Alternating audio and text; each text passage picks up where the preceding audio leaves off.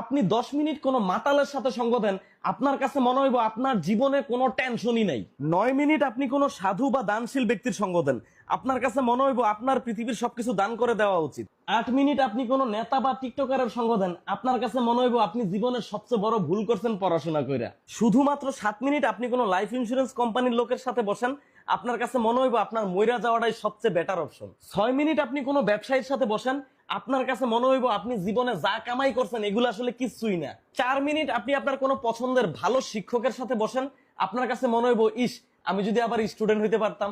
3 minute আপনি কোনো কৃষক বা দিনমজুরের সাথে বসেন, আপনার কাছে মনে হইব আপনি যা কষ্ট করতেছেন এগুলো আসলে কিচ্ছুই না। 2 মিনিট আপনি কোনো দেশের সৈনিক অথবা মুক্তিযোদ্ধার সাথে বসেন, তখন আপনার কাছে মনে হইব আপনি জীবনে যা ত্যাগ করছেন এগুলো আসলে এসবের কাছে কিছুই না।